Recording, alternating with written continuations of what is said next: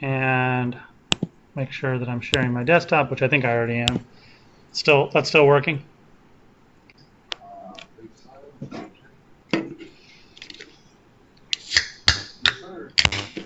Get a little drink.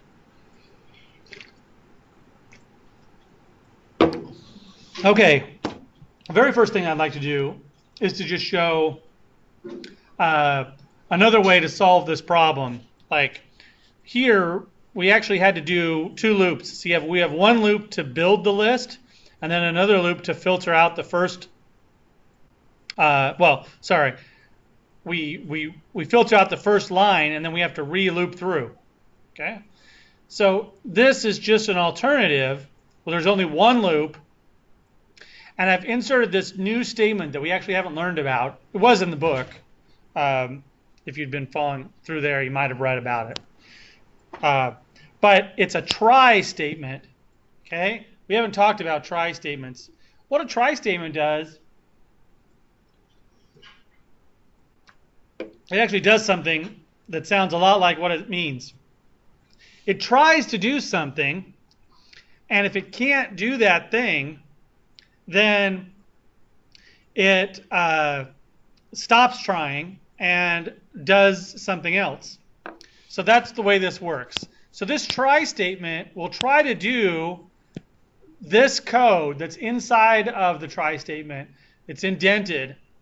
If it has a problem doing that line, then it will go into this except statement.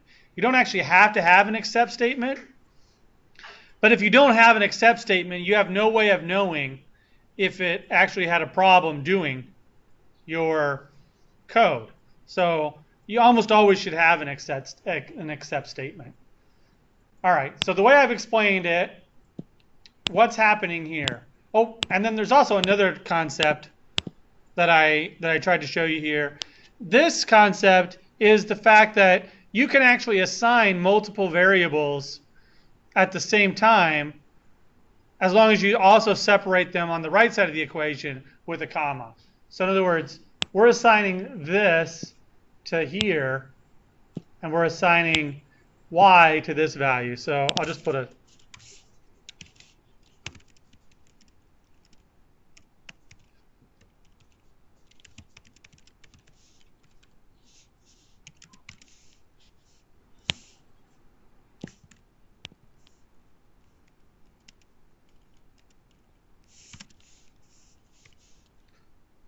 all right. So those are equivalent statements. I'll comment those out too. But this is the same as this. It also talks about this in the book. It refers to it as tuple assignment. We'll learn about tuples in just a second. Tuples are basically lists. A list and a tuple are almost the exact same thing. There's only one difference. We'll talk about it in a second. So anyway, all right. So what do you suppose this line of code or these 3 lines of code, what are these 2 lines of code, what are they doing?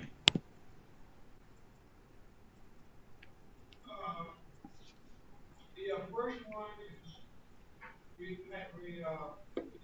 inserting a code point for H value, and the second one is inserting a Right. code Right. point for Y, and then go print X and Y, and then things go into the exception. But the exception is print skip.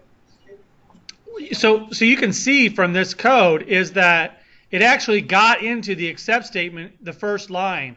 Why did it get into the except statement on the first line? What was wrong? What caused this to break that caused it to run this instead of running this?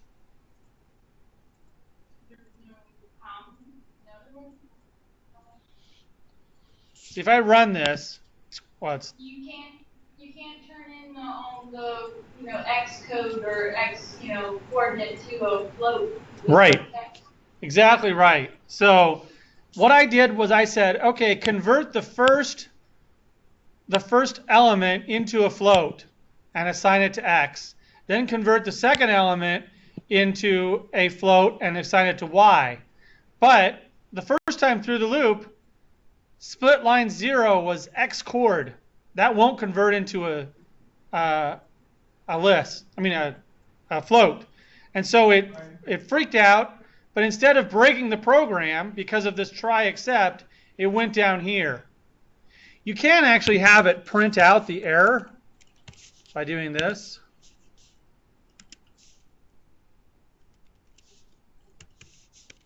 I'm just going to write comma. So Just a second. say, zero division error over you get divide by. I thought that worked. Maybe that doesn't work in Python. Let me see. Hold on. Python try except. I'm trying to get the error out. I guess it doesn't name error. Okay, so you can actually have excepts for different types of errors, but I don't see where you can actually get the specific error. So this works in JavaScript, but it doesn't work in Python. So anyway, but yeah, the error that's occurring is happening, and it's just printing out skipping line instead of doing the rest of the statement. Just another way to trap errors. I would just always make sure you're descriptive if you do this, because if you did this and you weren't descriptive, you might not know why it had a problem. So for example, if I just had a bunch of text that couldn't be converted, and I didn't tell it was skipping the line, it might just run and do absolutely nothing, and the user would have no idea why my script just freaked out. Right? Okay, so I'm going to make sure that's saved, so these two scripts do almost the same thing, and this one prints nope. And also we did it a little bit different. If I go X, this one, yeah, this one does a little bit different thing now. But anyway, the top part of this script does almost the same thing as this script does. It just does it all in one loop with the try statement. Basically has the effect of skipping that first line. All right. So I said that I would tell you what the difference between a tuple and a list is. The main difference is, I'll put this down here. By the way, how do I create a list again? Let's talk about that real quick. So if I want to create something called my list, how do I actually create the list? So your list could be equal to that sentence. I want to create a brand new list. So then you define the list. Right. So how do I define a list? Like how do I actually? You want to put let's say George would be the first character name in the list. So you say equal George Jim. So you put them in parentheses. Brackets. So if I want to create a list, I use brackets. And yes, if I want to create a list of names, I could do that.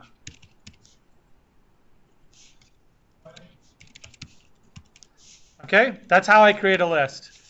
Now, the way I create a tuple is almost the same. I just use parentheses.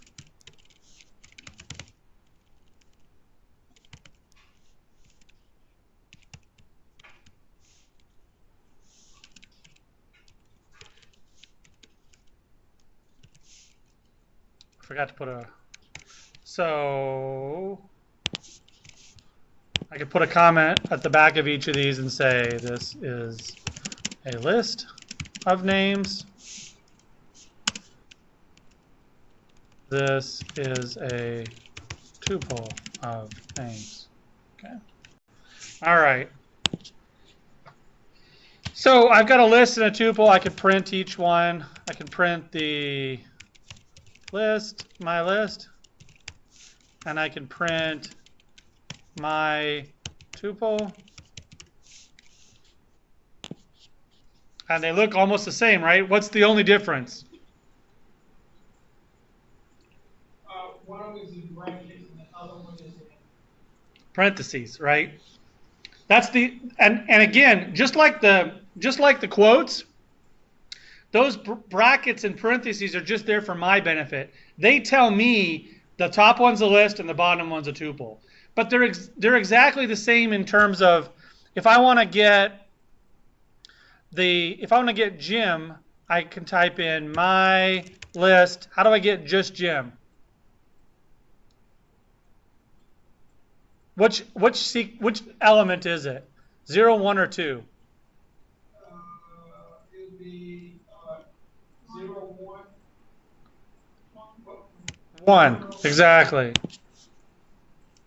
All right. So I run and I get just Jim.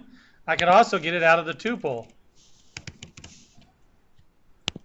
So you get just Jim. And I get the exact same thing. It's still a string that has Jim in it.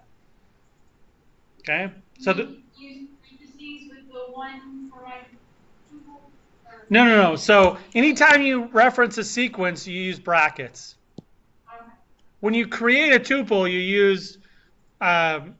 use parentheses, but you still access a tuple just like you're accessing a list. It's only when you're creating the tuple. It's like the character that represents this is a tuple. It's not how you access a string, a list, a tuple. You'll all reference them using the same notation. That's a good question. I think I actually have that question. This is the third time I've taught this class. I think I've had that question every single time. So you would still get the value from the tuple from there. We can't do this. Right? If we do this, we're going to get an error, and it says object is not callable. What that means is this is a thing. It's not a function. It's not a. You can't call when you put parentheses. You're calling a function. So I want to get Jim by using the brackets to get the second element of the tuple. I get the second element of the tuple the same I get a second element of a list. So you might be saying, what's the difference between a tuple and a list? Well, there's not really any super important differences, but they are important in that if you confuse one for the other, you might get an error that you're not expecting. And the main difference is that lists are mutable and tuples are immutable. Have you ever heard that word before, mutable and immutable? Have you heard those? Like if I said, this is an immutable principle, what would I mean? It could be changed. If it's immutable, it could be, if it's mutable, it can be changed. Exactly. Right. Can you So type that out just so I could mute the sound? yes. Yeah. Here, I'll put this in a markdown.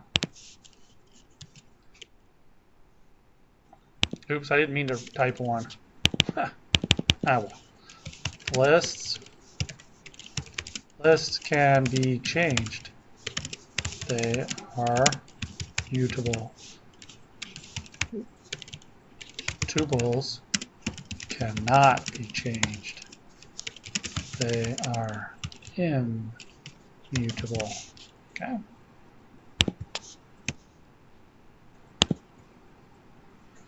All right, so lists can be changed, they're immutable. Tuples cannot be changed, they are immutable. I'm going to put a BR. There we go. Okay, so for example, if I wanted to change the second element in this list, Jim, I could say my list 1 is equal to Bob. Now I could run that. Let's print my list. Need parentheses. And you can see that now Jim has been turned into Bob. See that? I can change the elements of a list. A list is mutable. I can't do that to a tuple. If I do this to a tuple, I'm going to get an error. Like if you were trying to give the dimensions of a box, and you don't want that to change, then you would define the dimensions like 200, 50. That's an immutable in a. Yes. So one application is the tuple. Is if I don't want it to ever change in the code again, I can use a tuple because I know that if later I try to change it, it'll give me this error if I try to change it. So tuple object does not support item assignment. Also, sometimes when we get into using ArcGIS things, remember the example I did at the beginning of class? I said we want to get all the fields in a shapefile.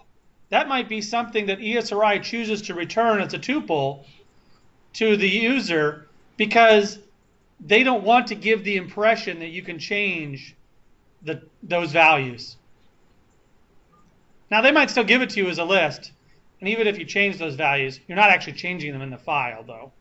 But they might give them to you as a tuple. So that's really the only advantage. Now, having said that, the reason why I say that this isn't a super important distinction is that I could do something like this.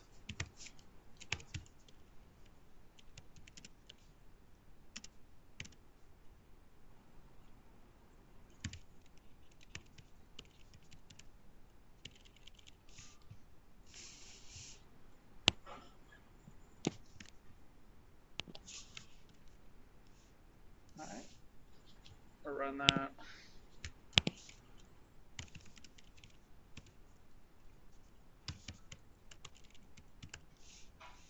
All right, now my tuple does equal George, Bob, and Elvis. So in a way, I've changed what used to be Bob, I've changed it from Bob what used to be Jim, I've changed to Bob. Now, in reality, I didn't change that. I created a whole new box and just renamed it the same thing. So it totally wrote over my tuple. So it's not like once you create it, you can never recreate it. So if you want to put something else in the box, you can just recreate the box. See what I'm saying? But you can't change the individual elements by themselves. Does that make sense?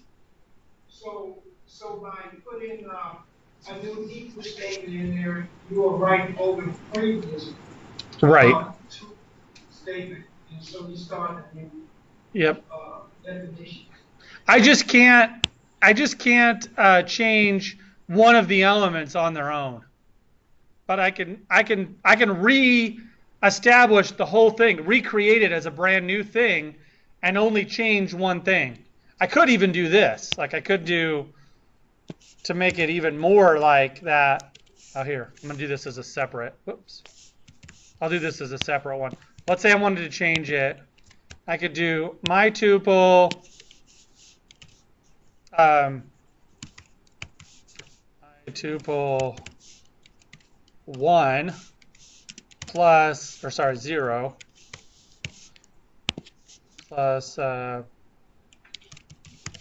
void plus, or sorry, not plus. Yeah.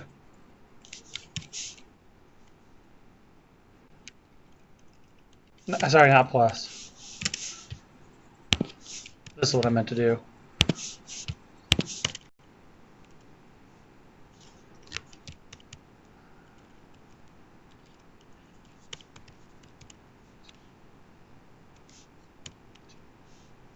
So now what I've done, I'm going to create a brand new tuple, but I'm taking the first and the last elements out of them, and I'm putting them in there. So I've kind of replaced Bob with Elvis, but but not really. What I've done is created a brand new one and used those values from the old one in my brand new one. Okay, so I'm reassigning that tuple out. I'm just showing you that it's immutable and that you can't mess with it. Strings are also immutable, by the way. So if I had my original, yeah, here, I'll make my sentence shorter.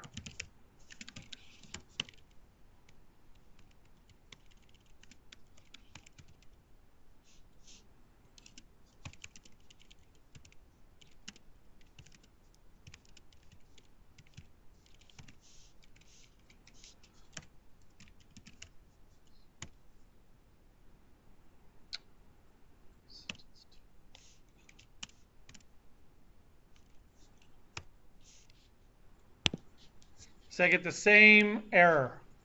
Object does not support item assignment. Object does not support item assignment. I can't turn the letter L into the letter T. Strings are immutable.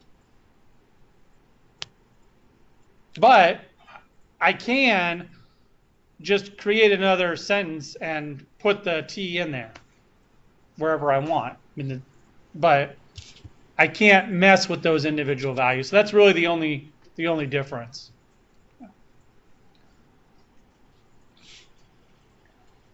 Yeah, sorry, you have a question?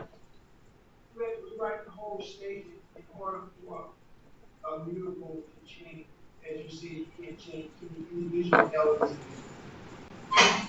Right?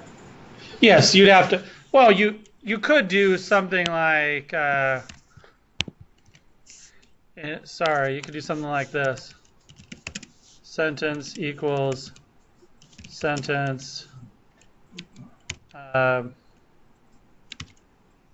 two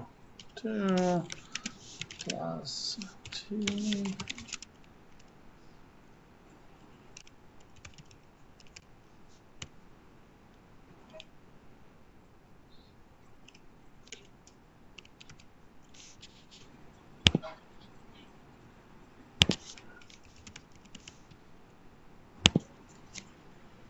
So that has the same effect as what I was trying to do here.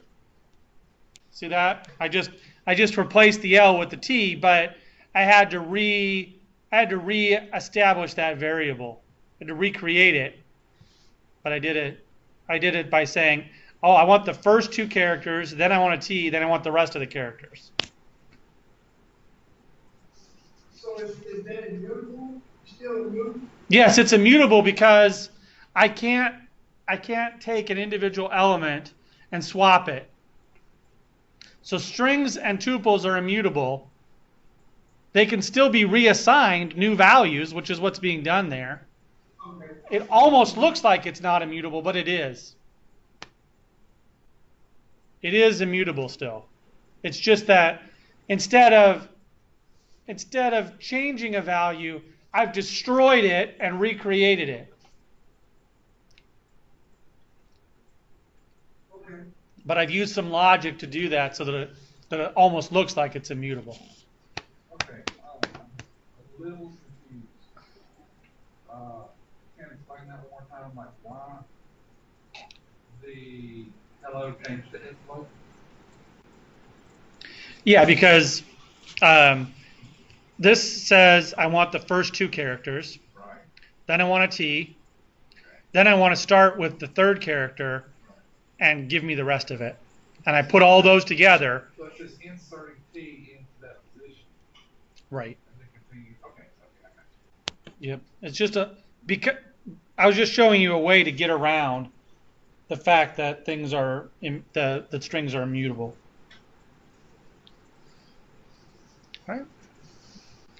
All right. You probably won't ever need to do that type of thing. It's just strings. The take-home message here is that strings and tuples are immutable. You can't change them, but you can reassign their values. And you can even do something that's very close to changing the original values by just putting in some logic. All right. One more thing where tuples are are useful is when you return, remember when we did functions, what does a return statement do in a function?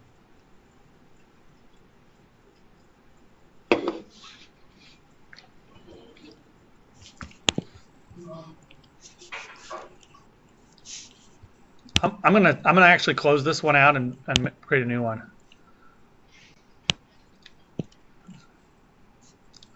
I'm gonna call this tuple return example. You have to turn the value of the string.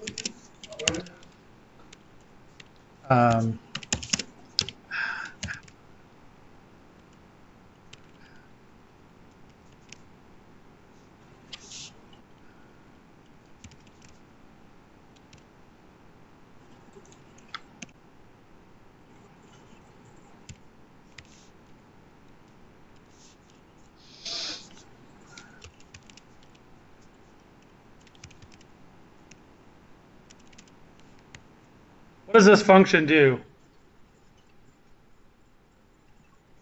I'm calling it add numbers. What does that function do?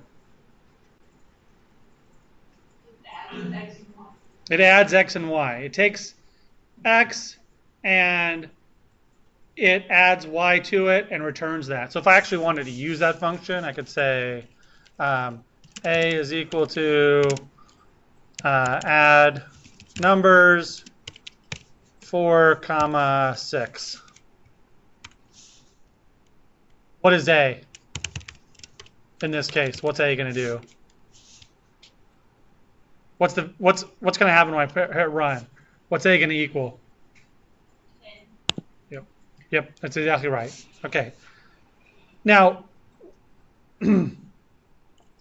I returned a value x plus y. But that's still only a single value. It returned the value 10 out to here, right? What happens if I wanted to write another function that returned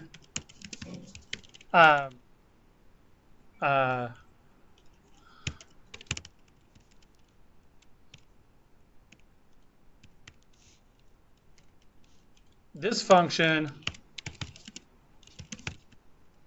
should return the sum, difference, product, and what's the result of a division equation called? Anybody know?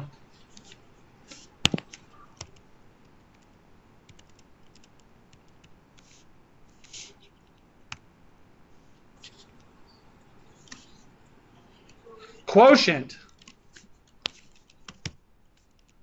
Remember that from math? I didn't, but now I remember it. Like once I looked it up. Yes. So the sum is what?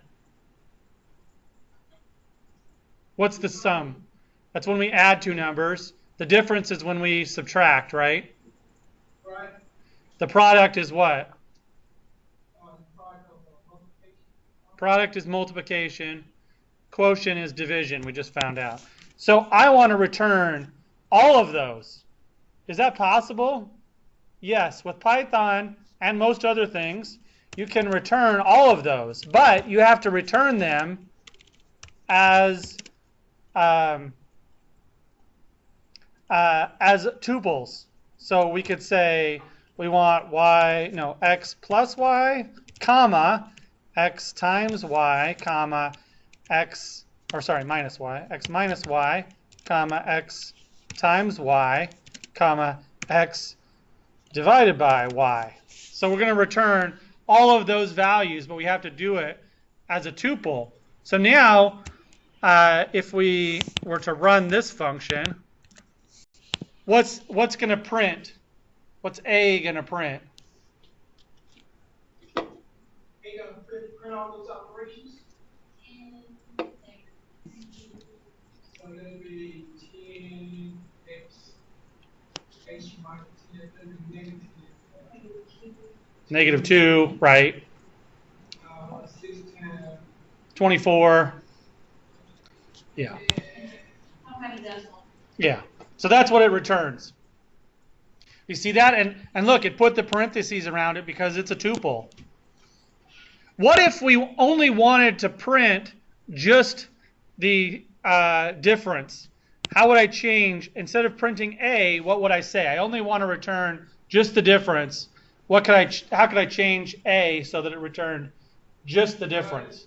What's that? So you say print 1. A bracket 1, yeah. So now I'm printing just the difference. See that? If I want to print just the sum, just the difference, or just the product, there we go, and just the quotient is 3. What if I say 4? What if I put 4 here? Error. Out of range. Yep. Exactly. So I can use tuples. I can actually use lists in a similar way. It'll work the same way, but most people return tuples in this case because you don't want to change things, right? I could have written this longhand too, just so you know. Sum is equal to x plus y.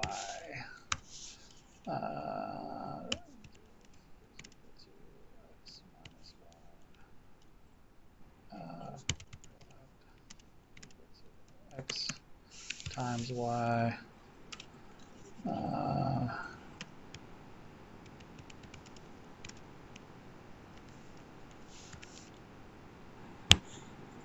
Some people might like the way this looks better.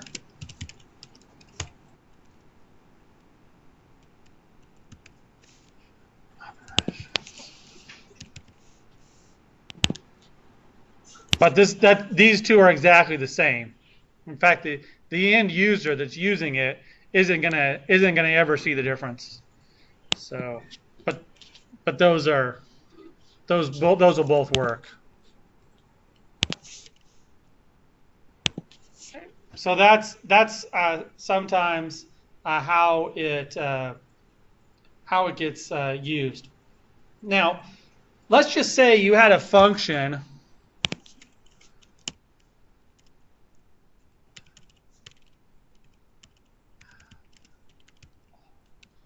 Let's just say you had a function where you wanted to return, where you wanted to provide it a bunch of numbers, and you wanted to just add them all together, all of the numbers together.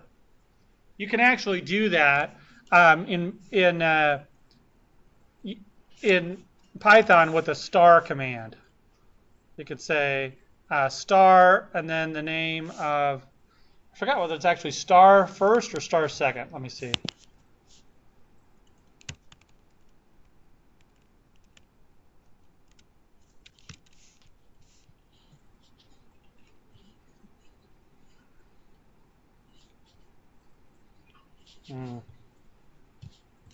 Let's just try it out. Star and then the name of a variable. I'm just going to call these nums. Print nums. I'm going to call this function add them all 4, 3, 2, 1. Yeah, okay, that worked. That's what it is. That's what I thought it was. Okay, so what this function does is it says, I want the user to give me a tuple. In other words, just a list of numbers, and I'm going to print them. Now, yeah, maybe, I don't know. I had that in the lecture notes to show, but it's actually not that cool because it's not that much of a shorthand. In other words, I could just change this to be nums without the star, and then all I'd have to do is go like this, right, inside, and now it's going to feed this tuple in. It's an equivalent statement. mean, I could see the application for it sometimes, but this forces a list of numbers to become a tuple, and this is explicitly saying I'm passing in a tuple. See what I'm saying? Oops, forgot the extra parenthesis. All right. All right, well, this leads us right into the sequencing skills, which are what the lab is going to build on, okay? So I think I was going to actually add these together. So so this next thing will lead us into the next discussion. So I'm gonna change this back to a star. No, I'll leave it like that. So this is passing in a tuple, right? This 4, 3, 2, 1 is passing in a tuple. What if I want to add 4 plus 3 plus 2 plus 1, or whatever they put in? Like let's say they put in 4, 7, 8, and 13, or next time they put in 12, 13, 11, 64, 35, 8. I want to write a function where I'm always adding them together. Right? Couldn't you sum up those values by the decision sum and the statement?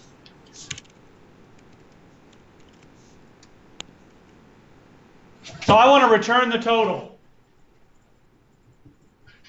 Okay? I want to return the total, and how do I write that? How do I actually do that logically? How do I get the total?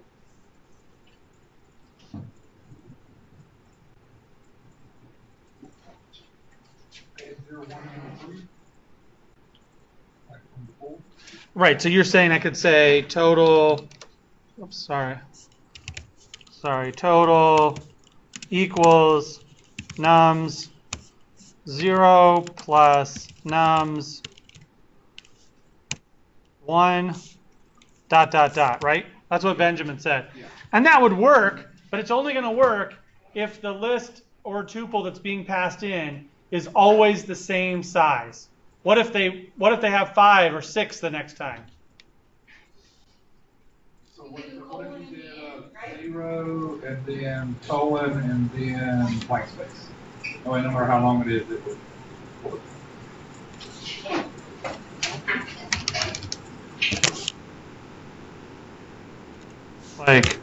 Like that?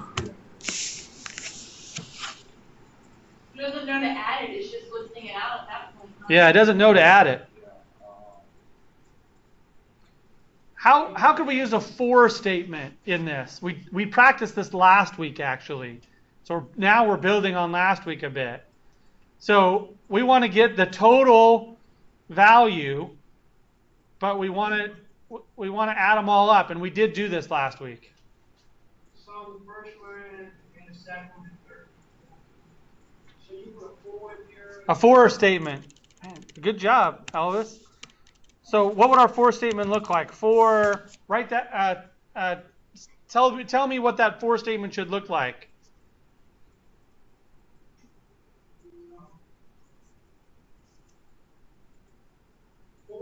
What goes next? What's in any for statement? What's the next thing that goes there? What's that? It's not a function. It's a variable. And we get to choose the name of that variable. So it can be anything we want. We choose it. So we could call it x. What does it represent?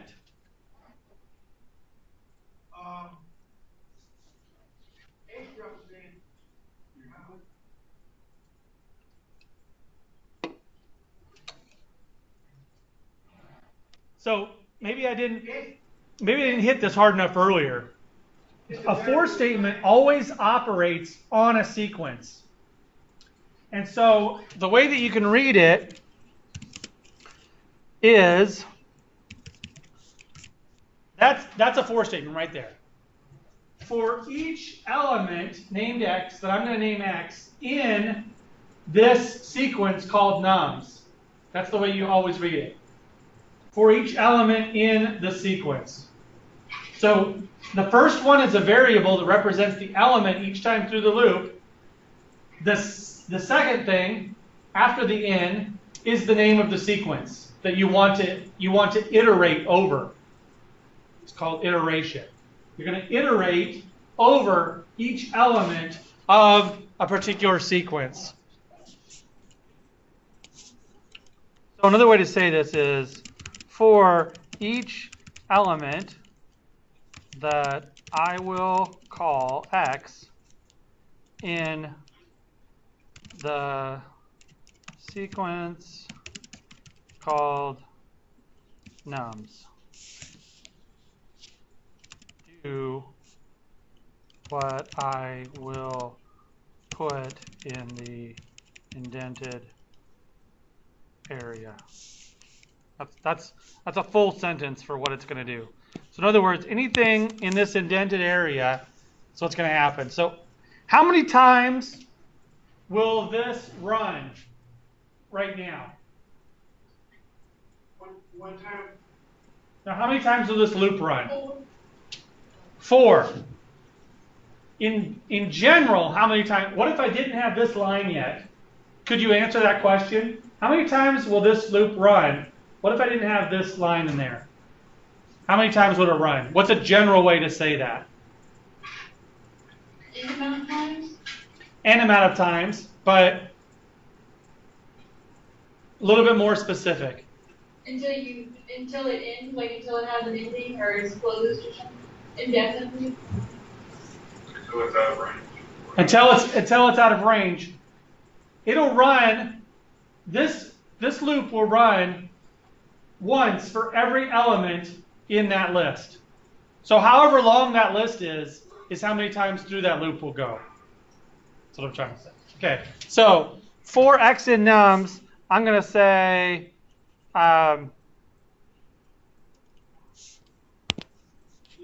Range, you want to know what the range is, like you say. now I want to add up. I want to add up all the elements in that list.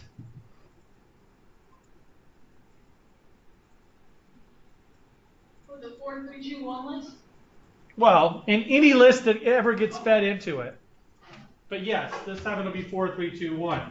So how would I rewrite this code so that it, how would I write the code so that it adds 4, 3, 2, and 1, or whatever their numbers there are?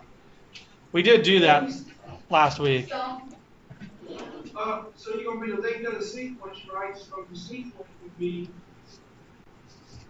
where would be a bracket, right?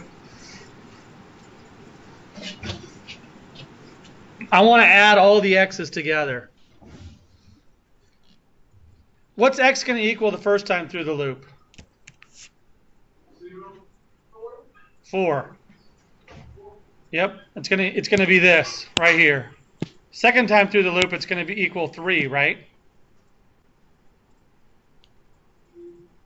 And then 2 and 1. Okay, so if I want to add the first element to the next element, I can store that variable. I can do something like this. Total equals total plus x. So let's think about the state each time through. So the first time through, what's x going to equal? Again, 4. So what is total equal the first time through? No, right here at this point. 0 plus 4. So total gets the value. Right? So it's going to return that total. Remember we did this last week when we were talking about the lines. So total is going to equal 4. Now it's going to go through the loop. What is x going to equal the second time through the loop? 3 plus 4. So what's total going to equal? 7.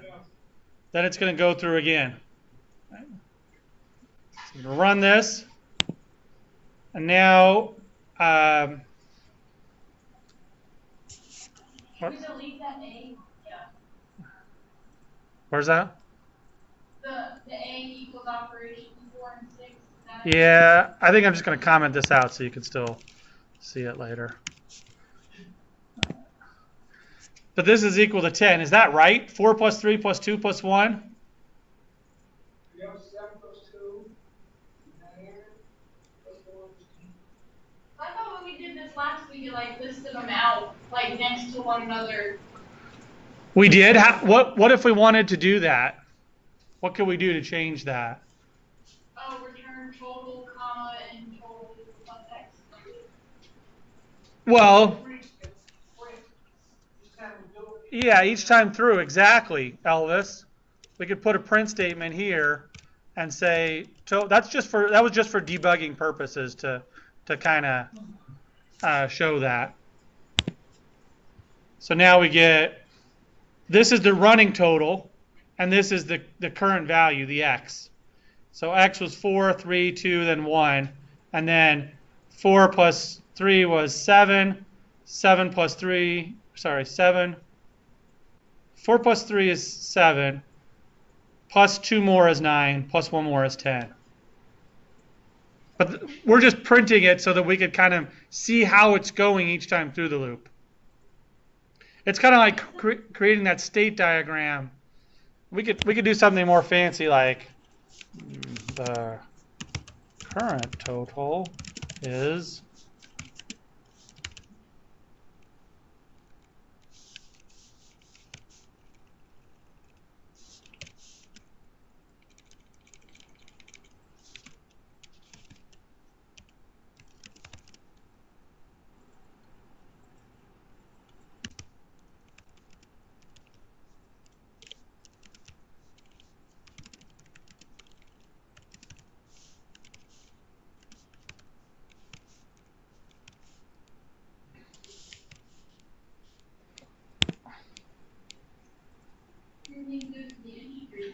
I didn't. There we go. Oh, you're asking why I converted these to strings. If I didn't convert those to strings, then I wouldn't have been able to add. Let's say here, I'll run this and I'll get an error. And what it's going to do is say, I can't add the string the current total is to the number total. I have to turn it into a string in order to do string addition, which is another word for that is concatenation. I'll put a comma here. So when it just says, so that 10 at the very bottom, is that showing because of the return total or the add them all 4, 3, 2, 1? It's showing because return total. So in interactive Python, if I don't type print, it still does that. But now it just shows it as 10. If you have a statement that should have returned a value as your last statement in interactive Python, it will actually show that, but only as your last statement. So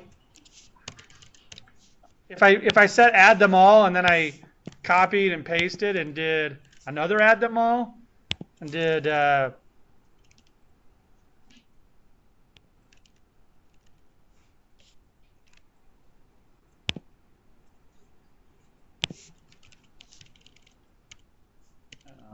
5, 3, 9, 10, 9, 10, oops, 10, 3, 1.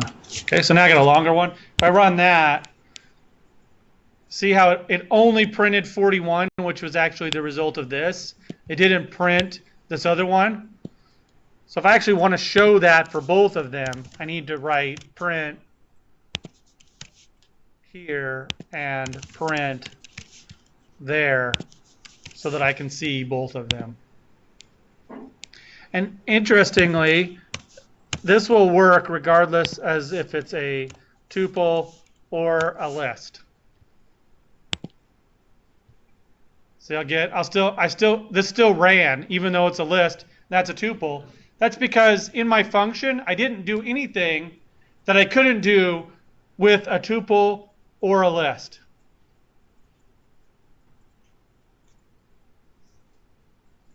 In fact, it would look ridiculous, but I I've also put a string in here, which is also a type of sequence.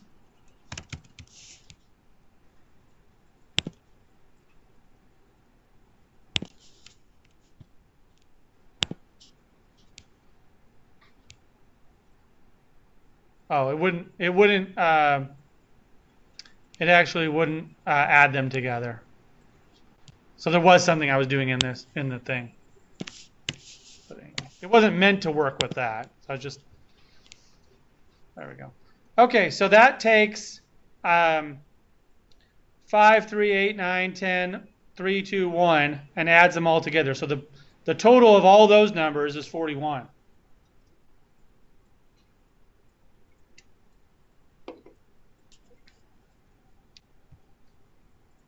And the total of all these numbers is 10.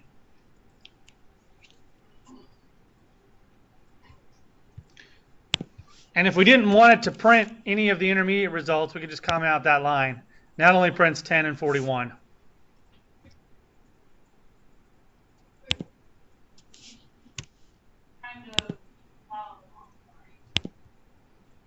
I'll leave that not commented out.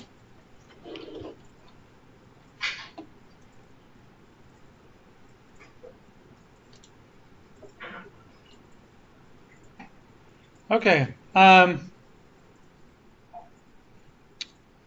So this type, we're going to do a few computer sciencey terms here. This type of function that takes a list and returns a single result that is a summary of a list or a tuple is called a reduce function. Any functions that basically summarize the elements in a list are referred to as reduce functions. So the return is always a single value that represents the result. Now, it could be the sum, it could be the average, the mean. In other words, if I wanted to find the mean of all those values in the list, I could return the highest number or the lowest number. What do we call the highest number or the lowest number? What are some words for that? The range. Well, that would be, you're right. The highest number and the lowest number, the difference is the range, right? Good. So is the mode a line? You could have it return the mode, exactly. That would be another example. These are all what we call reduce functions. Reduce functions take a bunch of numbers and boil them down into something else. Either the mean, the min, the mode, the standard deviation, some descriptive statistic that returns all of them. Right? There are several other functions that there are several other types of functions. So there's reduce functions. There's also functions that take a list and then they take your list and they return a new list where only those values that met a certain criteria are returned. So I'm going to call this right here, I'm going to put a comment. I did start recording, right? Yeah, it says stop recording. Okay. Whew. I'm going to put a comment and call this is an example of a reduce function.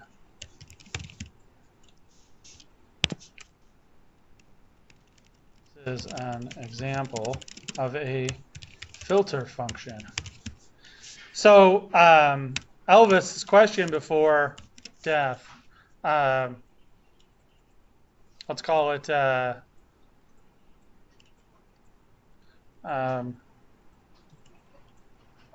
large numbers.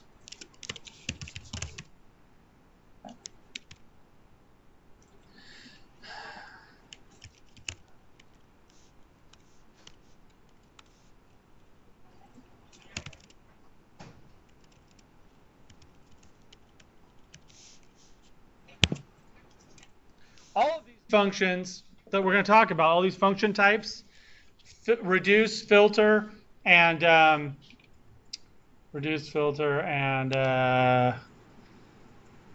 map, all of these functions take a list, and they operate on a list.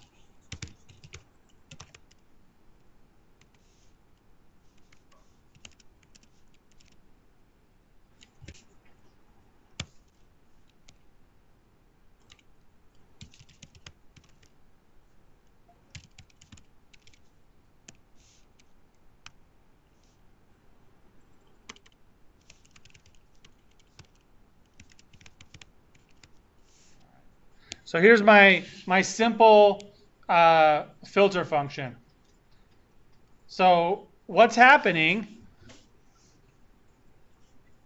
I'm taking, nums is going to be a list or a tuple. It can be either one, right? It can be either one. But output list is going to be a list. And that's because the append doesn't work with tuples because tuples can't be changed once they're created. Okay, so I need the output to be a list. Okay, so it's going to be a list, and this output list, how big is this list right now when I create it? Is there anything in it? No. No, I've initialized that list as an empty list. So what does this line do again? It's the same line that's right here. What does it do? Okay, then don't you put an item in this? What does this line do? For x in nums. What's nums? Number equal. 4, 3, 2, 1. It can be. It's going to be the list that goes into this function. You're right. Maybe it would be easier to... I'm getting all the new stuff mixed up with the old stuff. Okay. Well, what we can do maybe is, let me put this in its own cell. Okay, so that cell is going to stay there. This is going to be a new cell, and we're gonna say print large numbers, and we're going to give it a new list of large numbers. How about I do this? My list is equal to 1, 2, 3, 4, 5, 6, 7, 8, 9, 10. Numbers, my list. Okay. So in this case, what is nums? Now, I've actually defined it now. When this program runs, what's going to go into nums? I guess 1 through 10. Yep. Why? So why do you have to make that nums equal that list? Why is it my list? Because Oh, right here, I'm saying that this variable, which is my list, is going to go into this function. And these are passed just by their order. So the first thing that I feed into here, once it goes into the function, gets called this. okay. This is its name outside the function, and this is its name inside the function.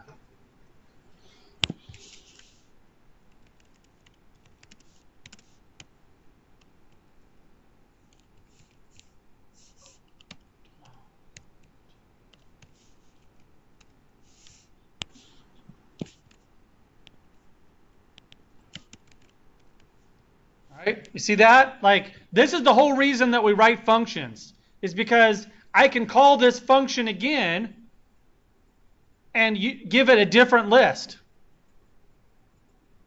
It's a different function. I can say, okay, here's another list for you to do your thing with.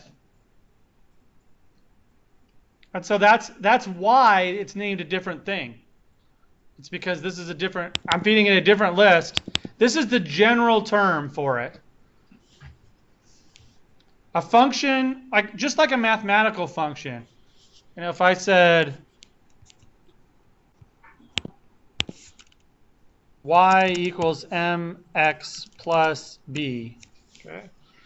And one time I said x is 5 and b is 12 and m is 13. Then what's y equal? Or did I say y? I mean, You know, once you figure all that out, it's why. right. So this is the same as saying y is equal to large numbers my list. So my list is going to go into this function, get something, and then return that value out, and that's going to be stored in y. Okay, so it's kind of like the f of x when you're doing like calculus stuff, and you put whatever that is into the function. Yep. Okay. Yes. So this is just a custom function that you've created. Your own formula. Yeah, it's your own little formula, but your formula is, in this case, is actually going to return. You're going to put in a list of numbers, and you're going to get out a list of numbers. So I'm going to run this, and you can see. Let's try to interpret what happened. So I ran my large numbers formula with my list. In other words, with this list. So when those numbers went in, I come down here, and what's the x the first time through the loop when I ran it with this list? 1. Is 1 greater than 6? No. So it didn't do this. Now I go through with 2. Is 2 greater than 6? Nope. So it didn't do that second time. Finally, it gets to 7. Let's say x is equal to 7. So is 7 greater than 6? It is. So 7 gets appended to output list. It gets put into output list. So at this... Is like kind of like just keep it into the answer, like append. Append means put it into the list. So this list right here, if I print output list, I'm going to comment out this because it'll get confusing. So you can see when 7 was greater than 6, output list, the append put 7 into output list. So it printed it right there. And then it went through and x became 8. So was 8 greater than 6? Yes. So it appended 8 into the list and printed output list. So now output list is 7 and 8. And then it did it again. It got all the way up to 10, and that's the last one. And then it got out of the loop at that point and returned the current value of output list, which is why we see it printed here twice. Because it was printed at this statement, and then it was also printed as the result right there. So then you will start with an empty list, then you put numbers into the empty list, and then you put a statement in there to find all the values above 6 from those lists that you created, from the original my list, and it found out that the new values had to be above 6, so it made the list output those numbers. That were above 6. Yeah. Yep, So exactly. we switched over to the second list, was it large number? Another list. So it went through the another list, and add another list. And do this 2 separate lists. This is still my list and another list. But they still have to go do the same if statement above 6. Yeah. 2 separate lists above 6. So you see how the output list only contained all of the elements from the first list that were above 6. See that?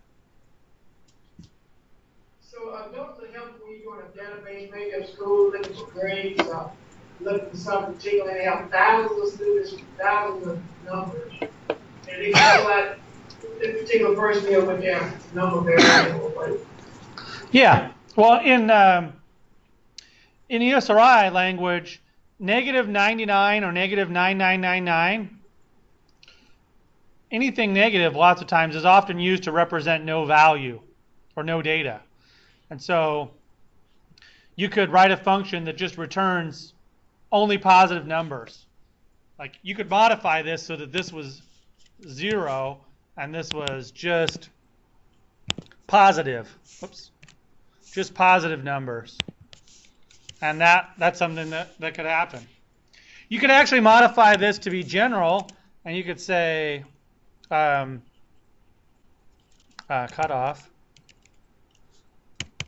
By the way, this notation also works in Python. So you could basically say, now what it'll do is it will run with all of the numbers, and the cutoff will be whatever the second value you feed it, and the default will be 0.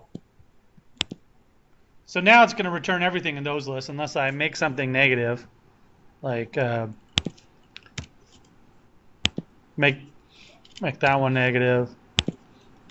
So now if I run this, it'll take the negative numbers out of those lists. Well, actually, now it's only going to return the negative numbers. It'll leave 0 in if I do that. Okay. But look, so this cutoff is equal to 0, but I can override the value here. Now I can change. Let's change the cutoff to 2. I'll come out this out. So now it's only. Oops, sorry, not there. My list, comma 2. There we go. Now it's going to use 2 as the cutoff. Could change to use 5 as the cutoff. See how it's changing the list? So this cutoff by default will equal 0, but I can change it because it's the second parameter. See, nums is the first parameter, which is my list. The second parameter is called cutoff. And if the user doesn't supply a value, it'll be 0. But if the user does supply a value, it will turn into that value. You see what I'm saying? So at the beginning of once it runs through the first if statement, it's going to go to minus. Okay, let's break this down then. All right. So this list is going to go into here, and this list is going to be all of these numbers, right? So the first time through the loop, what does x equal? 0, right? Nope. Wait, 1? 1. X is going to equal 1. It's this number right here. I think you're thinking of the index. That is the 0 index, but the value of x is going to be 1. Okay? So what is this asking? Is 1 greater than or equal to cutoff? What does cutoff equal? What does cutoff equal the first time through this loop?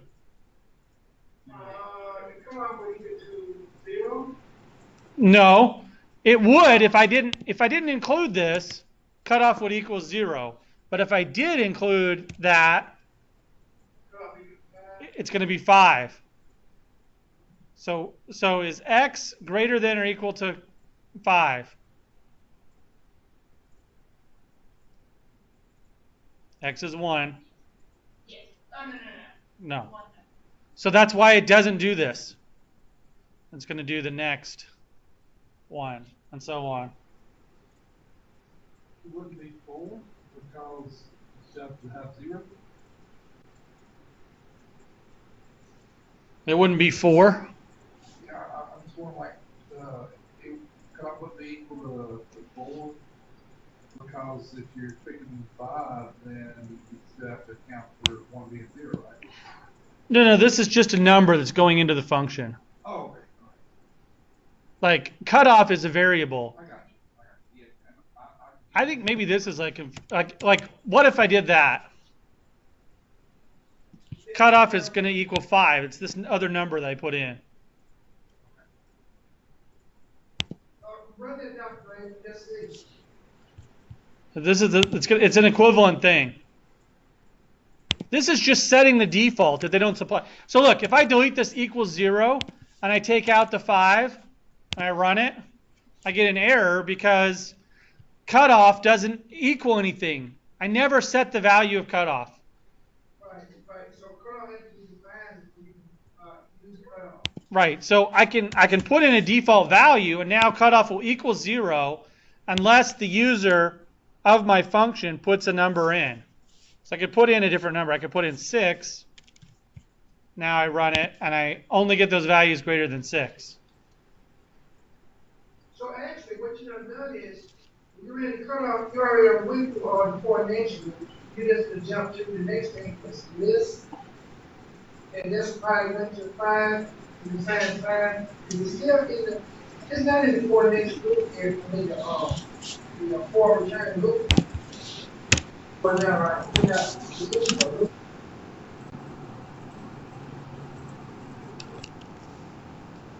So look, this function is run twice. Once on my list, where the cutoff's going to be 6, and once on another list where the cutoff's going to be 0. I mean, sorry, 12. So now I get, now I've run them twice. Another list. Oops, sorry. I keep putting that in the wrong place. The cutoff is going to be 12. There we go. Okay, I see what you got. I got So now it's only those things greater than 12. Here it's only those things greater than 6. you. Right. Yeah, I mean, basically, maybe I didn't build on that concept. Like, I did two things at the same time. One, I showed you how to set the default value in a function. And two, I tried to show you how you could feed, of course we've covered this before, but multiple values into a function. So you could feed as many, like I could put another parameter here. I don't know what that would do, but I could put in as many values as I want in there, and they could do different things in the function. Okay, but Dr. Ray, I understand what you're doing now. Is once you define the list, then kind of the mind list, you're telling that this is where you start again. And so after those two lists are created, when you say print large number from my list, you say start at this number value and go forward. Second one, same thing, start at this number value. Start at 12 and go forward. No. You print out every value after the 12. Higher than 12. 12 or higher. 12 or higher. Yeah. That's all it's saying is this print, the statement said print any value 6 or higher from my list. Right. From my list. That's exactly what this function's doing. Any value 6 or higher from my list. This is print any value 12 or higher from another list. Right. Those are two separate statements. One next going to generate the number. The second group is just already defined. You're just saying print from that list starting at that value. Mm-hmm. Yep.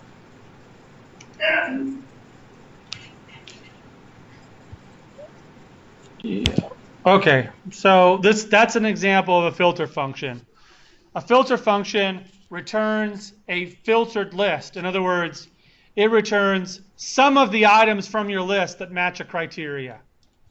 Going back to review, a reduce function takes all of the values in a list and returns a summary of some sort. Okay? Then the last type of function that we're going to talk about is, got to put a comment. This is an example of a map function. Maybe we'll put a definition. A map function takes each value in a list and returns that value filtered, not filtered, returns a function of that value. Okay. All right, so really a map function, let's call this def add I'm just going to call this add more. Okay, and then I'm going to say nums. It's going to be the same thing. It doesn't have to be called nums. I just happen to be naming it. Okay, so here I'm going to return a list, and it's going to be exactly the same size. Output list is empty at first. I'm going to say for x in nums. And this is an example of a map function. Output list dot append x plus 5.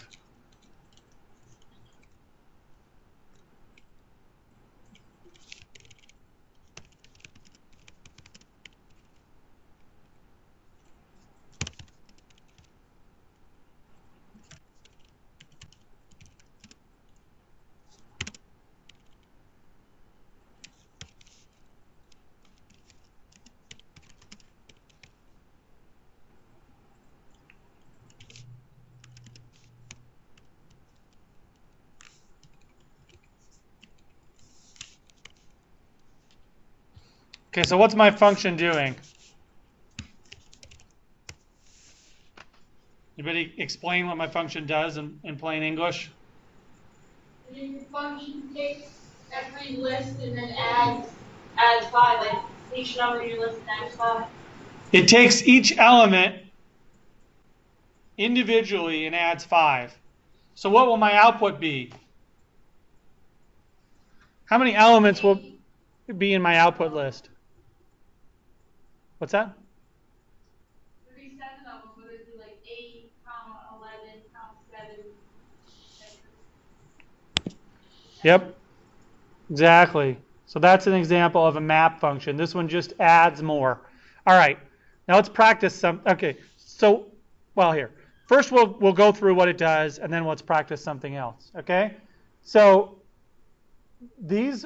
my list gets fed into the function. The first time through, x is equal to 3, okay? And so 3 plus 5 is equal to 8, and that gets put into the output list.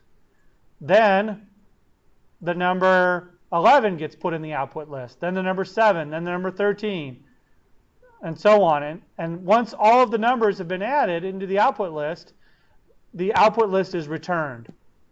That's how I get it out of the function. Okay? So this function takes a list and it returns a list of values that were added. So is that a type of filter function? This is a map function. A filter function removes elements from a list. A map function changes the values to new values. It's not like a map as in a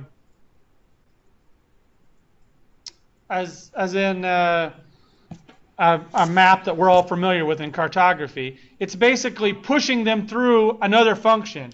This is a really simple function right here. So it's almost like for a memory's sake, instead of a map function, you can almost think of it as like a map function, because it's going to do something to that number. Yeah, it's going to do something to the number. Right. Okay, so let's practice. What happens if I wanted to make it so that the user could also specify this number? How could I modify my code so that I could allow the user to specify a different number every time they ran it instead of using 5? What if I wanted them to add 6 next time and 7 the time after, and whatever the value, what value I wanted to add to let them add I wanted it to be able to change, just like I wanted cutoff to change. Well, what could I do?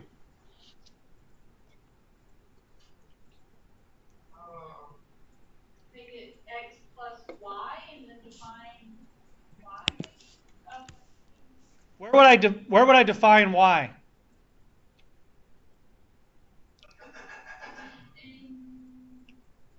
in your nums, right? Nums comma y. Exactly.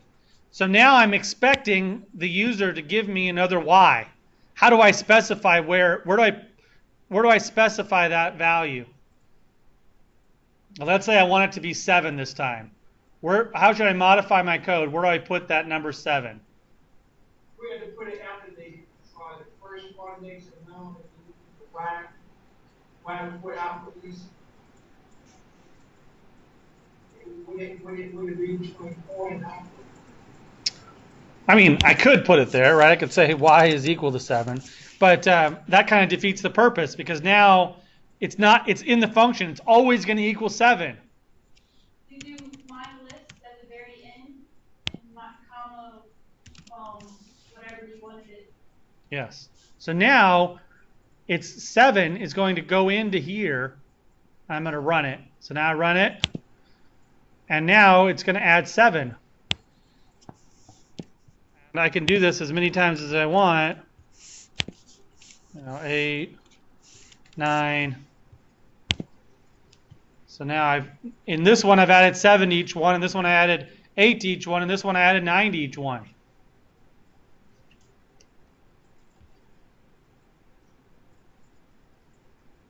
So you're saying that the nums is that the x value and the y is the Nums is a list, but yes, each individual element becomes x. y.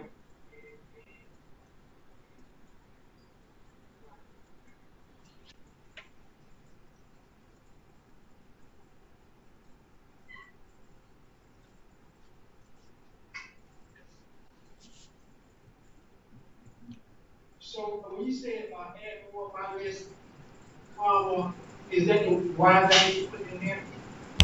This becomes the y value.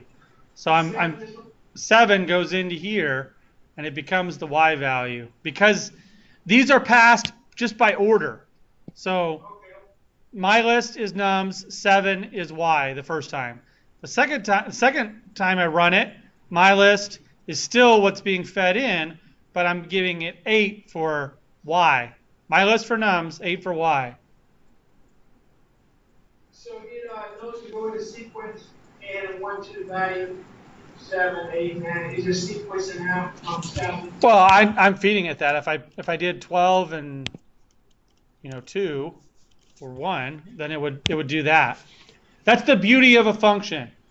That's why we have functions, because if there's ever something that you want to do a few different times, but you want to change something, you should write a function rather than cutting and pasting that code. Like, I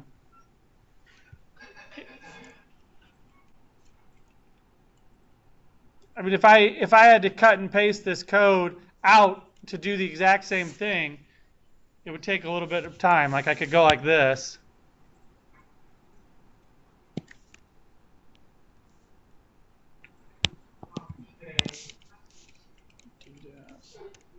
When you go into print state, you actually input in the value yourself. You're not automatically doing it. You are creating it. You actually input those values, correct? Yeah.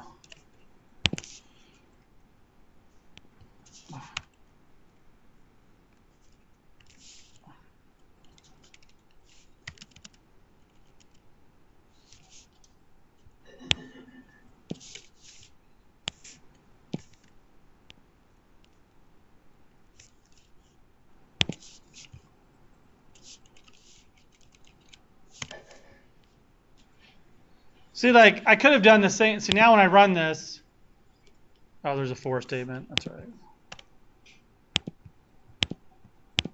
Hold up.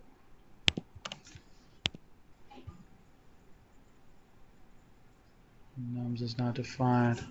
Oh yeah.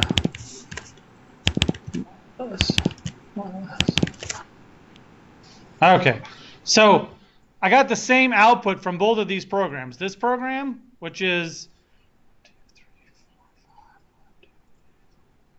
5 lines of code, or 10 lines of code, this is like almost double that. And I did the same thing 3 times, but I had to copy and paste a bunch of stuff to get the answer there.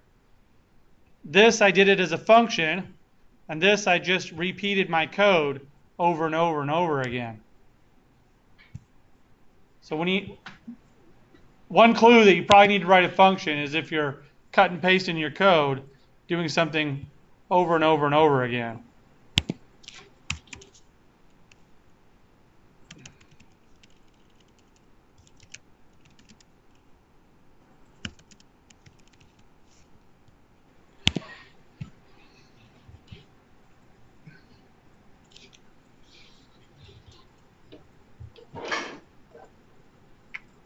What time is it? 3:17.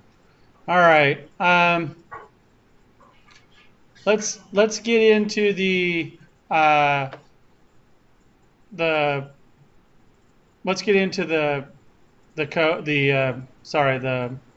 assignment. I'm gonna file. I already saved this. File, new notebook. And maybe we'll, because we are running kind of short. I want to go over as much as we did last week. So maybe we'll, because next week's not as intense, I think, as this week. So maybe we'll postpone one of these and make it due later, and we'll just talk about. Let's see which one. Let me actually bring this up here. Here it is. Okay. So this is what we're going to do here. We're going to write a function that takes a list of numbers and does the following. So, so the first thing I want you to do is check to make sure that it is in fact a list of just numbers.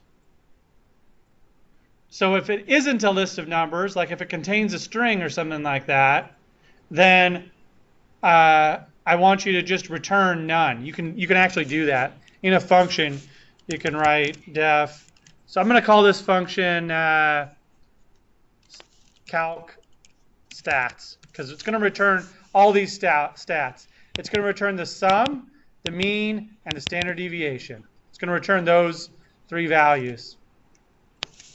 So it's going to take a list of nums, and it's going to return the sum, the mean, and the standard deviation.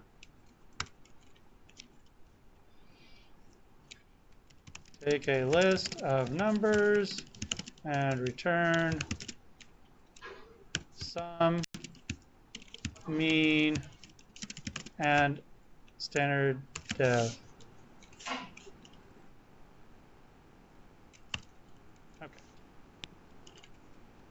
So you can type in return and then none. None has to be capitalized. The first data has to be capitalized. What this does is actually returns a value, but that value is a special value in Python that represents nothing. It's returning nothing. So if I try to call this function right now, I can print calc stats and feed it a list of values. I'll create a list of values first. My list equals 3, 4, 2, 1, 5, 1. Okay. So now if I run this, it actually says none. Okay. I'm going to call this test 1, test 2 equals 2, 3, 6, 7, and 8. Okay. The reason that I did that is this is actually done lots of times in programming, and that is creating unit tests. And so I've created a few different tests that I'm planning to work. So this is one that I think it should work on. This is one where I know it shouldn't work. And so I can test my function running both of these. So I'm going to say test 1 and test 2. Right now they're both nones, right? But how can I check to make sure that every item in the list is a number? Is there a way to do that? I can use the type statement. But how would I do that? If, yeah, something like that, right? But how do I get the type of each element in a list?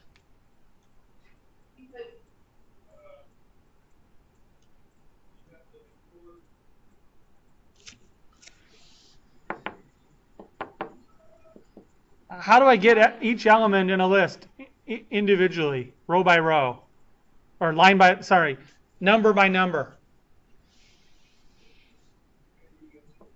How do I loop? I'll say it that way. How do I loop through each element in a list? Yeah. For, I can say X, I could say val in nums, and I could say if val, if type val.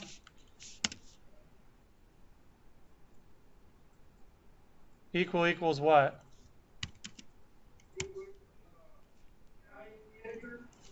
Right.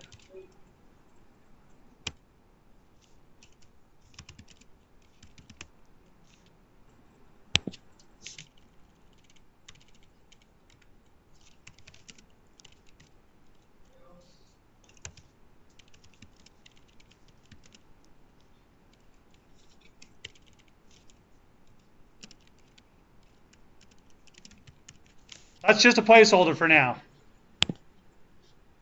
Okay. Now, I got a problem though, because it doesn't actually return that if it's a 3. And it returned it instantly. Like, that's actually the problem. Return finishes the return stops it, right? So we need to actually write like pass or something right here. Okay. That doesn't work either. Test 1.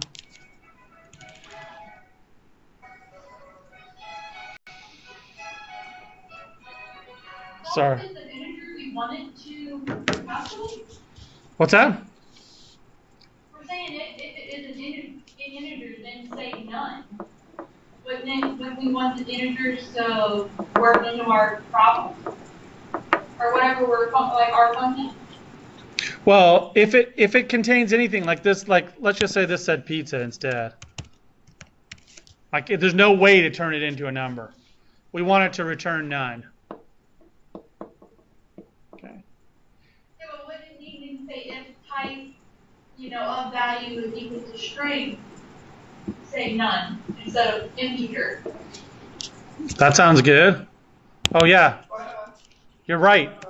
The logic, I flipped the logic. Very good observation, Ashley. So I run this. Now, what did I mess up this time? Test 1, blah, blah, blah. Oh, I forgot to. Okay, but still I'm getting none. If type val, what's that? The chaos test is not linked to the test. The what? It's like test 1, test 2 is not linked to what you're trying to pronounce. You said chaos test 1. Yeah. I think it's actually str. Still doesn't actually run anything. It still doesn't actually work. So it gets into this return statement. Let's print type val. See what happens here.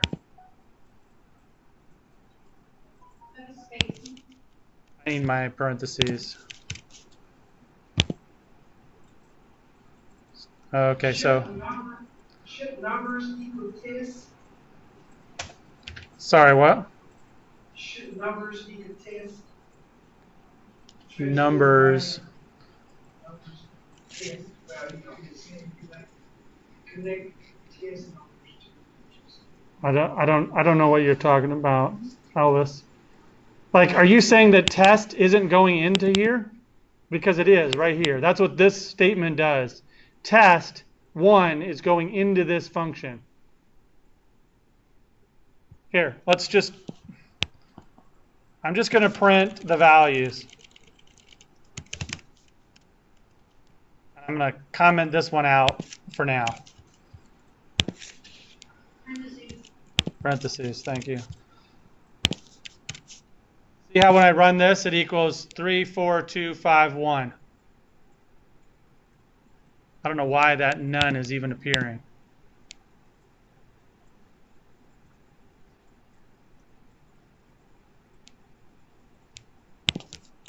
Or enter or anything after?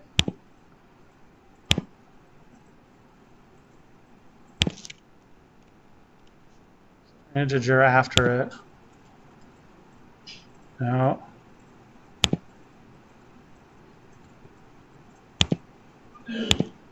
Anyway, I mean, it's not super important right now. 3, 4, 2, 5, 1. It is going in there. I'm not sure why the none is showing up there, but it's not super important.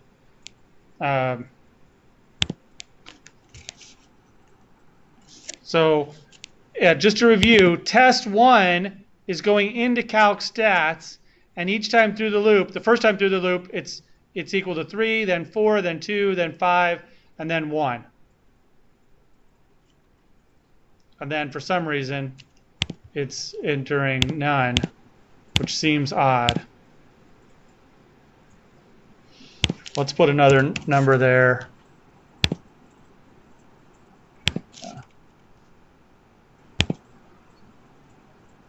Oh, I know why it's doing that. Because the reason it's doing that is because we're asking to print the result of this function. What is the function's result if we don't explicitly define it?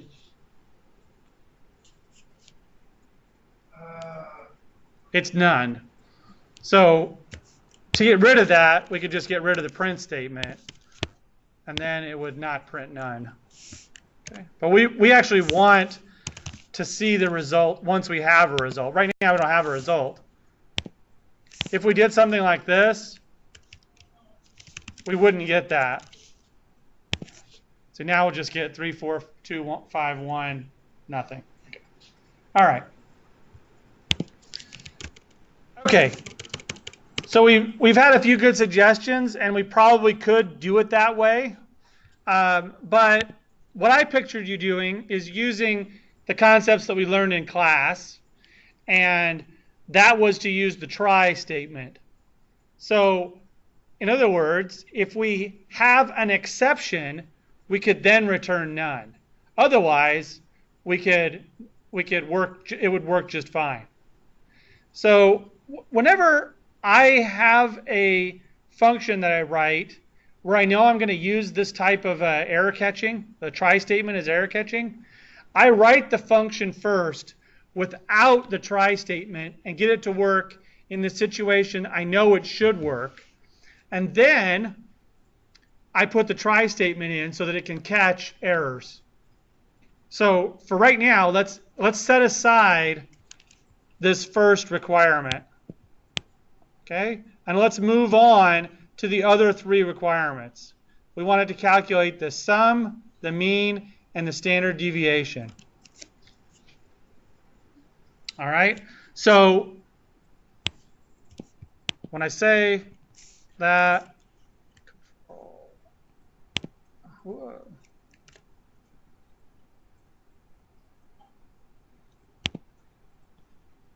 I just messed up. See if I refresh it, if it'll come back.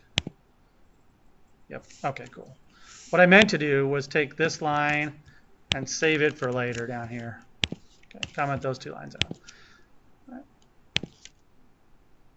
Okay, so let's do the first one, the sum. So we're gonna for each value, we're gonna get nums. We've already done this now 2 times. So let's count. The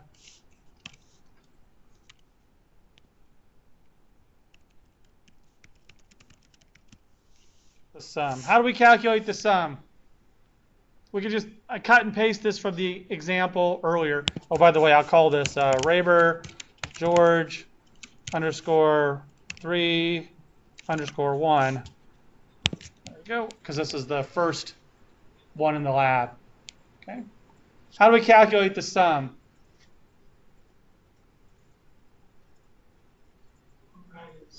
We're gonna, by the way, we'll have something return sum.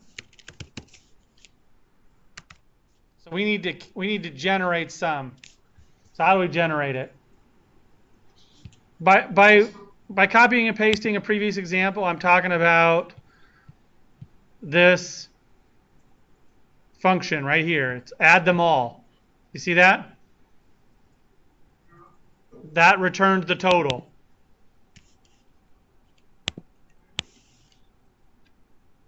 It's still going to return the total. I could just cut and paste it word for word and it would still work.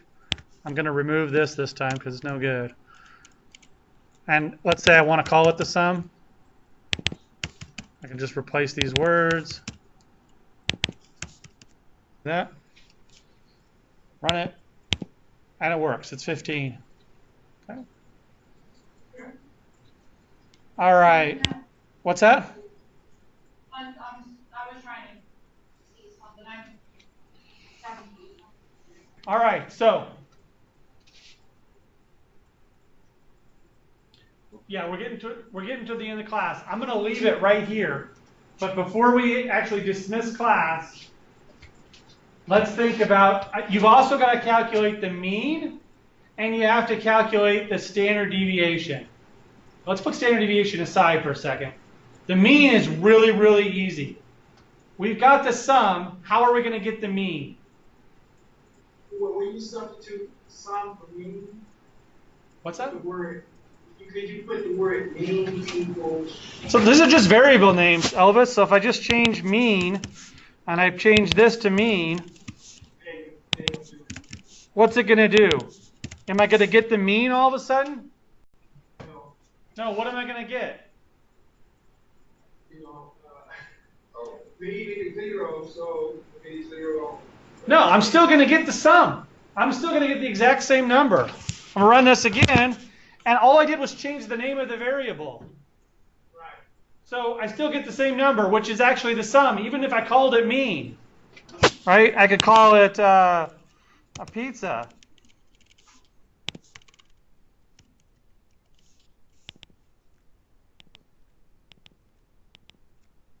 The only reason that you need to be concerned about variable names is code readability, so that you can read the code. So pizza makes no sense. It doesn't make sense for me to call it pizza because it's not pizza. But I call it sum because that's what it is. I could call it total too because total is a word that means the same thing as sum, right? So it's 15, even if it's called total or if it's called sum. All right. So what is the mean? How do I calculate the mean? Just stop thinking about Python. Let's say I had a bunch of numbers. How do I calculate the mean? Okay. I've already added them all up, right? What variable, now think about Python, what variable here represents adding them all up? Sum, right? So if I want to return the mean right here,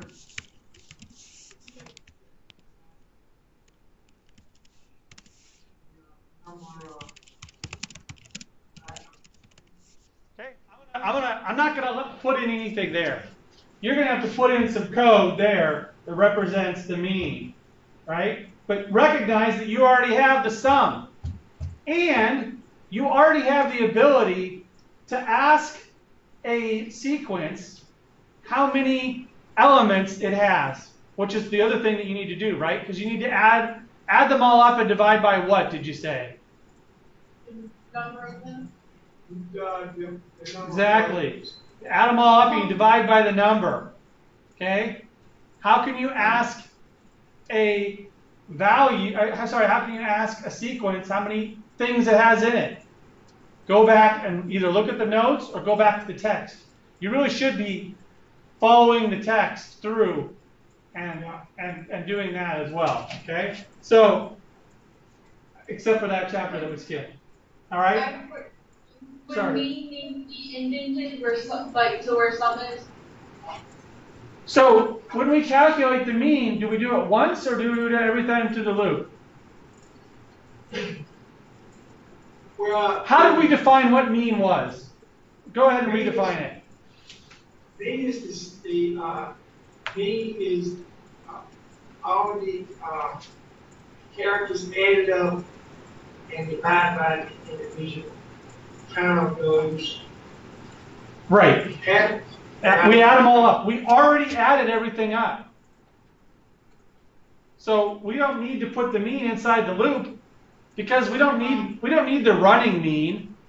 Yes, Like we don't need to find the mean every time through the loop. We just need the mean at the end, right? so divided by the count of those. Right. So the pseudocode here is that it's the sum divided by the count. Right? Right? So we need to put some code here to represent the sum divided by the count. Now, we have a count to determine the value of the string. The string can get a character count. You get a character count in the integer numbers. Means So the function that we talked about earlier that returns the length of a string actually returns the length of any sequence. okay, man. So you're all set, right? I think you should be all set to finish that up. Okay? Also though, I am going to say that you should proceed on to the standard deviation. And I'm going to define the standard. By the way, you could download this notebook if you want to just start from that, or you can cut and paste or whatever.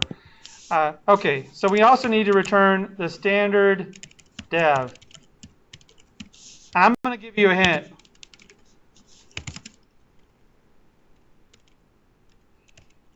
To calculate the standard dev, you will need to write another loop.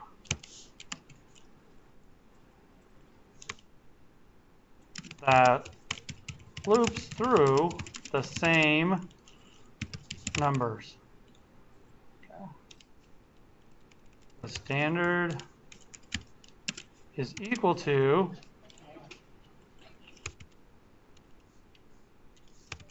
the total of all the differences between each value and the mean.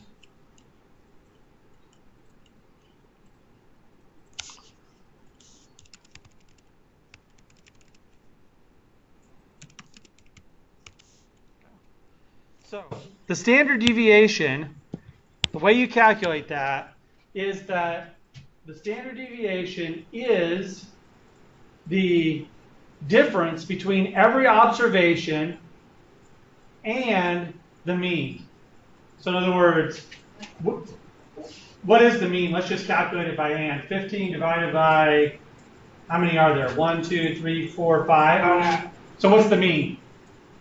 3. 3. Okay? So the mean is 3. And what I'm saying is that what's 3 minus 3? 2 plus 3 is 0. 0. Okay? What's 4 minus 3? 1. What's 2 minus 3? negative 1. Okay, so you take all those numbers, you add them together, and then you take the square root. Oh, sorry, one other thing. It's the total of all the square differences. So 3 minus 3 is 0. 0 squared is 0. So that's a 0. 4 minus 3 is 1. Squared is also 1. So that's 1. So we have 0 and 1 so far. 2 minus 3 is also 1. 1 squared is 1. So we get a 0, 1, and a 1. 5 minus 3 is what? 2. 2 squared is 4. So we got 0, 1, 1, 4. 1 minus 0 is, 1 minus 3 is also 2 or negative 2.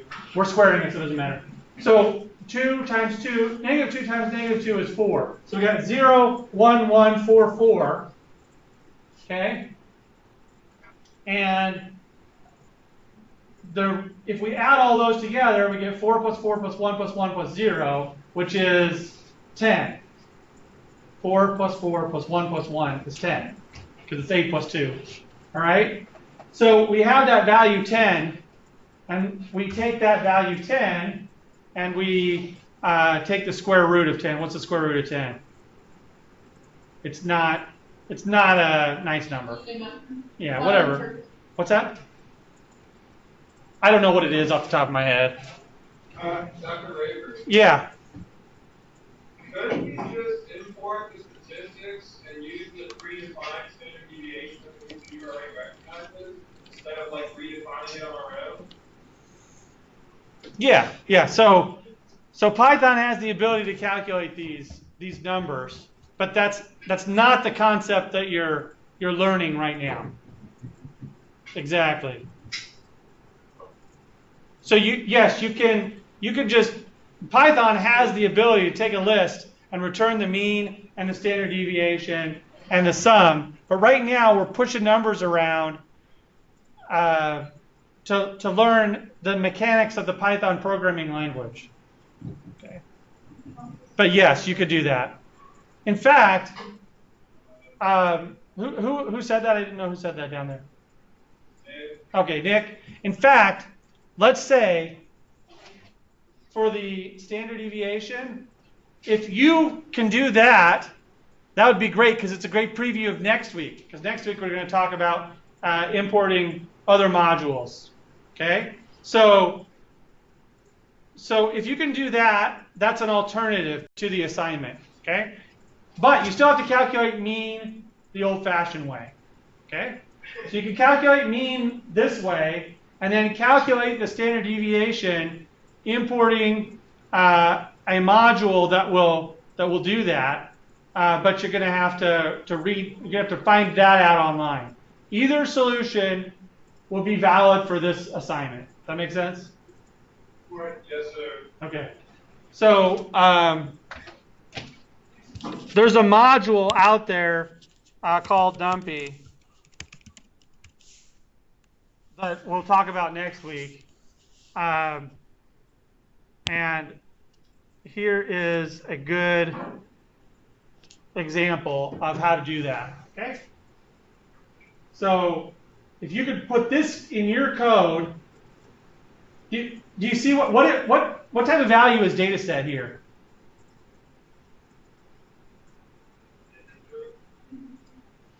Well, it's integers, but what's the data type of data set?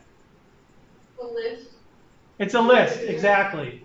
So this takes a list into this function called std.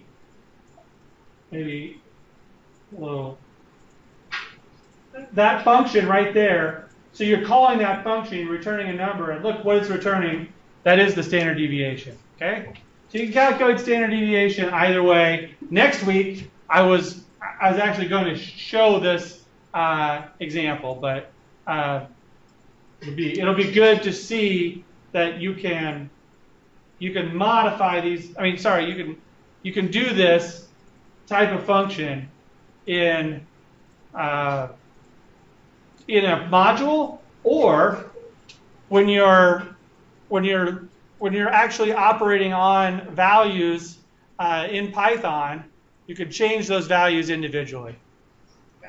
So calculate mean the old-fashioned way, and you can modify this code to do the standard deviation a different way.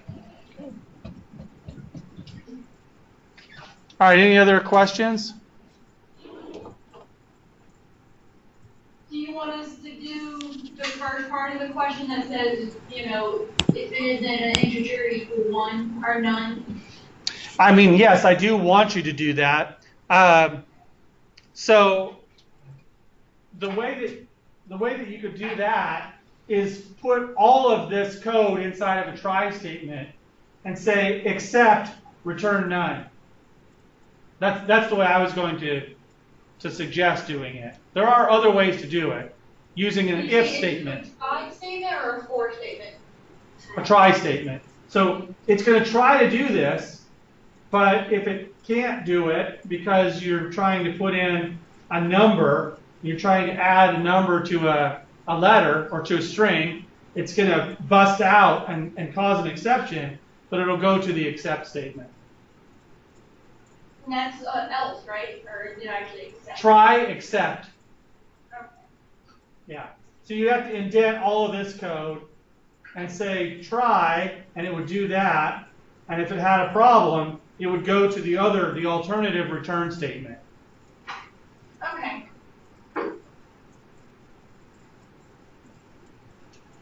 All right. Let's see what the other thing is. Okay. Yeah. Let's just do the rest of this next week. So I'll modify this, and so we'll start with this part next week. So I do have a function in here.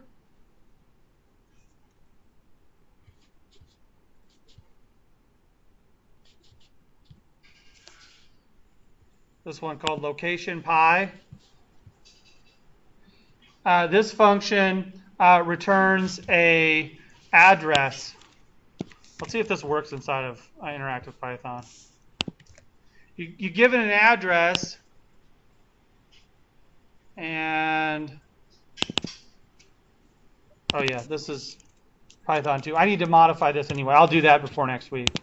So with the print statement.